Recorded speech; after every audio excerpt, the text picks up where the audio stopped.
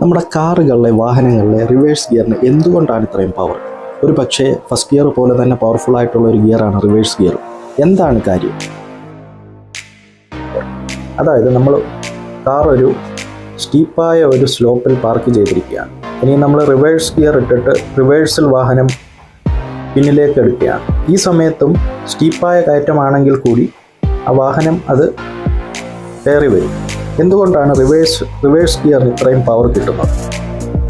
ഇതിൻ്റെ കാരണമെന്ന് പറഞ്ഞാൽ കാറിലെ റിവേഴ്സ് ഗിയറിനും ഫസ്റ്റ് ഗിയറിനെ പോലെ തന്നെ ചെറിയ ഗിയർ റേഷ്യോ ആണുള്ളത്. അതുകൊണ്ട് തന്നെ ഇത് സ്പീഡിന് വേണ്ടിയിട്ടല്ല ഉള്ളത്, പകരം ഇത് കൂടുതൽ പവർ ജനറേറ്റ് ചെയ്യാൻ സഹായിക്കും.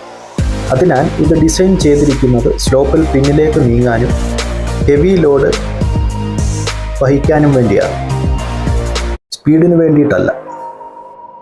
അതുകൊണ്ട് തന്നെ ഇത് ഫസ്റ്റ് ഗിയറിനെ പോലെ തന്നെ പവർഫുള്ളാണ് റിവേഴ്സ് ഗിയർ.